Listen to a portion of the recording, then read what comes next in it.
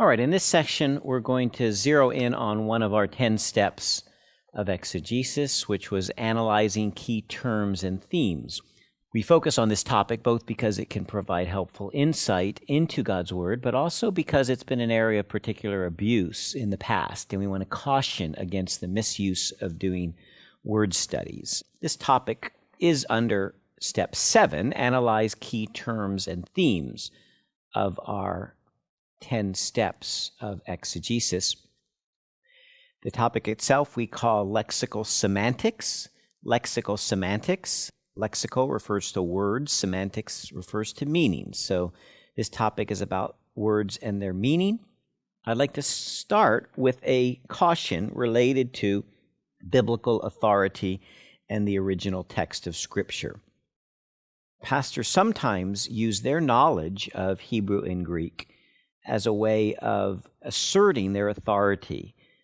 And there is a danger of this. I would encourage you not to use the power of, quote, the Greek says, or the power of the Hebrew says to gain authority over your congregation. Authority lies in the meaning of the text, not in mysteries of Greek or Hebrew words. I would encourage pastors to only refer to the original Greek or Hebrew when it explains or provides insights that cannot be seen clearly or cannot be recognized from a translation. So only when it provides insights that can't be recognized from reading the English translation. So my overall point is be cautious in using the original languages. When using them, then, let's talk about some basic principles for word studies, some basic principles of lexical semantics. Here's our first principle. Words generally have a semantic range, not one all-encompassing meaning. Words generally have a semantic range, not one all-encompassing meaning. Let's take the English word field. What does the English word field mean? Well, it doesn't have a literal meaning. It has a range of possible meanings. Field could mean a cultivated piece of land. Field could refer to a background area, as in a flag with a field of blue. It could refer to a topic or subject of academic interest, like the field of mathematics. It could be an area where a sport takes place, like the players took to the field. So words don't generally have a literal meaning or a all-encompassing meaning. They have what we call a semantic range. And it's the same with Greek or Hebrew words, that is, words that are in the Bible. Take the word charis, for example. A beginning Greek student might say, charis, oh, that word means grace, as in Ephesians 2:9, for it is by grace you've been saved through faith. But in fact, the word charis can mean much more than grace. It can mean favor, for example. Do not be afraid, Mary, you have found favor with God, in Luke 1:30. It can mean not undeserved favor, as sometimes we think of grace, but credit earned. Luke 6:32 says, if you love those who love you, what charis, what credit is that to you? It can mean goodwill earned. Acts chapter 7, verse 10, he gave Joseph wisdom and enabled him to gain the goodwill of Pharaoh, king of Egypt. It can mean thanksgiving. Luke 17:9, would he thank or give grace to the servant because he did what he was told? So the word has a semantic range, not one all-encompassing meaning. So what determines which meaning is correct? Well, the answer, of course, is a word we've used a lot in this course, and that word is context. Context determines which sense is intended. I know that the word charis means undeserved favor or grace in Ephesians 2:8-9 because it says, for it is by grace you've been saved through faith, and that not of yourselves. It's nothing you have done. I know that it means credit earned or goodwill in Luke 6:32 because of the context. What credit is that to you, or what have you earned in that case? So it's the context, the words around it, the literary context, that determines which sense, which meaning within the semantic range that the author intended. So 2 principles: words generally have a semantic range, not one all-encompassing meaning. Secondly, context determines which sense the author intended. And third, words normally have only one sense in any particular context. If I say, he planted corn in his field, I mean by field a cultivated piece of land. If I say he's an expert in the field of mathematics, then I mean a field of study. I don't mean both meanings when I say the word, I only mean one. So our third point again, words normally have only one sense in any particular context. A fourth principle, the meaning of words often changes over time.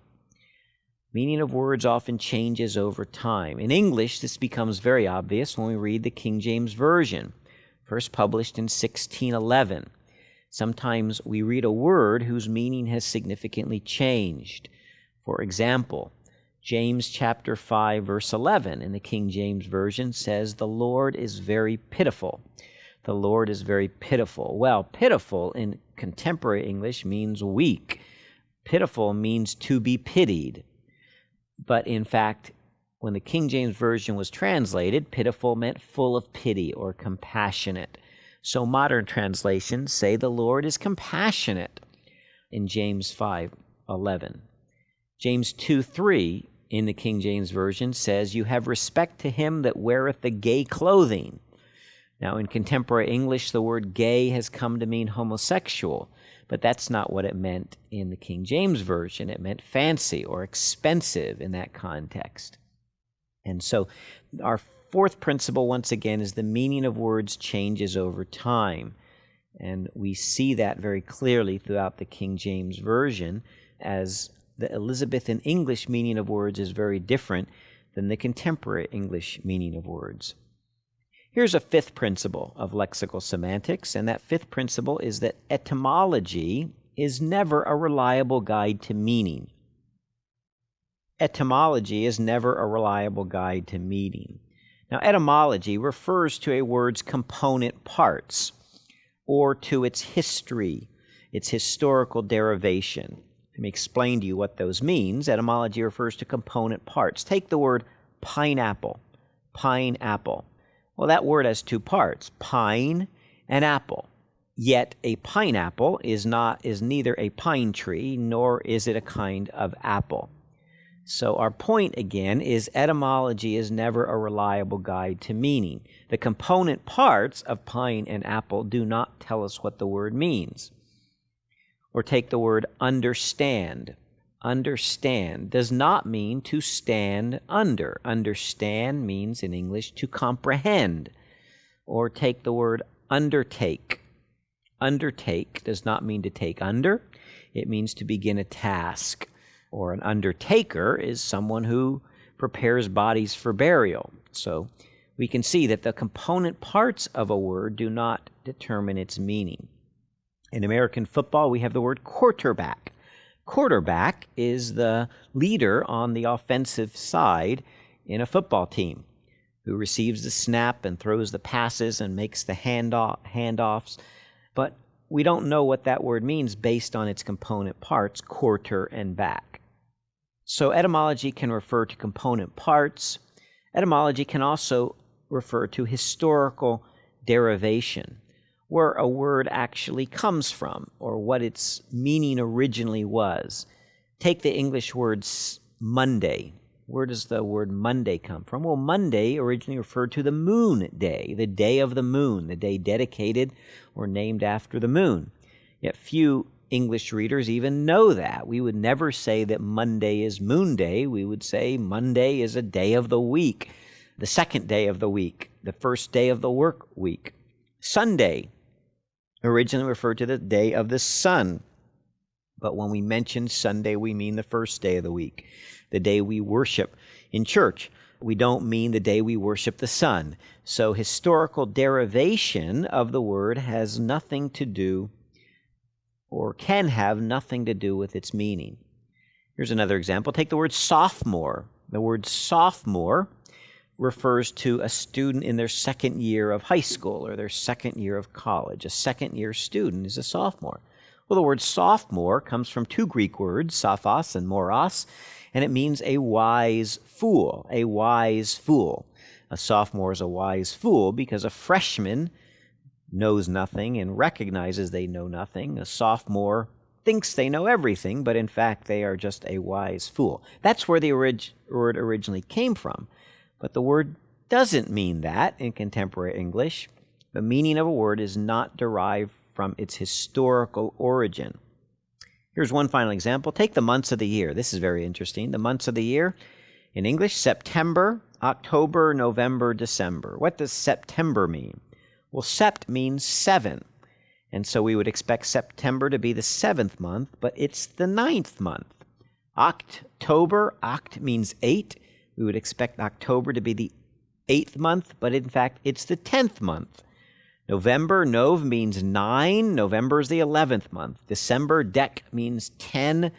December is the 12th month. So you can see the names of the months are misnamed with reference to which month they actually are. Now, how did that happen?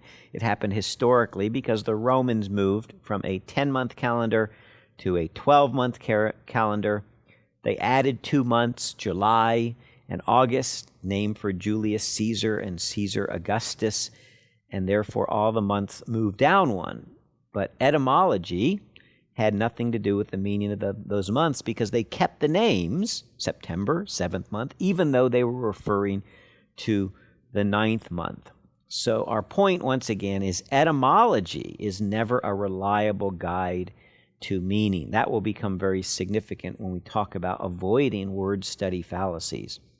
Here's our conclusion to this initial section, and that is that the meaning of a word is determined by two things: its contemporary semantic range. Its contemporary semantic range, that is what the word can mean. How would you determine a contemporary semantic range? Well, of a word in English, you'd look it up in a dictionary. That's how you would find out. You'd look it up in a dictionary because dictionaries tell us basically what a word can mean. Its contemporary semantic range, and secondly, the meaning of a word is determined by the literary context in which it is used. What the context determines that it does mean in this particular context. So there are two basic steps to doing a word study. The first is to determine what the word can mean by looking it up in a dictionary or by looking it up in a lexicon. A lexicon is another word for a dictionary, referring to the use of the biblical languages in English. A Greek lexicon, a Hebrew lexicon, and then examining the context. The second step is to examine the context to determine which of its possible senses the word means. All right, finally, I want to talk about avoiding some word study fallacies, some common mistakes that are made when studying Greek and Hebrew words. And I will just use some examples from the Greek here and identify the kind of fallacy. The first fallacy is known as a root meaning fallacy. A root meaning fallacy is the fallacy that every word in Greek has a single core meaning, and we can apply that meaning to every passage. One of the errors that's sometimes made is claiming that there are 3 distinct words for love in Greek, and they each have a very distinct meaning. You may have heard this before. It's sometimes said that agape means God's kind of unselfish love, self-sacrificial love. Philia means human love, and eros means lust or self-centered love. 3 different kinds of love that Greek explains: agape, God's love; philia, human love; eros, self-centered love. Well, that's really not the whole story, because in fact the Greek word agape, or the verb form agapao, can mean a variety of kinds of love. It doesn't always mean God's kind of love. And philia can refer to God's kind of love, not just to human love. Here's an example. 2 Timothy chapter 4, verse 10 says, "For Demas, because he loved this world, has deserted me." Paul says that Demas loved, agapao, loved this world, but that was not a self-sacrificial, godlike love. That was a desire for the things of the world. That was a selfish love. So whereas agapao can mean God's kind of love, John 3:16, "For God so loved the world," it can also mean human love, or it can also mean selfish love. In other words, agapao can mean some of the same things that the English word love means. So it's simply not correct to assume that agape or agapao have one root meaning. Another example for agapao is 1 John 2:15. John says, "Do not love the world." John 3:16 says, "God loved the world." 1 John 2:15 says, "Do not love the world, nor the things in the world." Well, we're talking about two different kinds of love. God loved the world in a self-sacrificial, giving manner, but we are not to love the world to desire selfishly the things of the world. Same Greek word. It's a root meaning fallacy to assume that every Greek word has only one meaning. All right, here's another kind of a fallacy. We call it an etymology or etymological fallacy. We mentioned the danger of etymology, that etymology is not a reliable guide. Matthew 16:18, Jesus says, "On this rock I will build my church." The Greek word for church is ekklesia. Ekklesia. Ekklesia is built from two Greek words, ek, which means out of, and klesia, which means called. And so sometimes it is said that the church means the called out ones. The called out ones. But that's actually an etymological fallacy.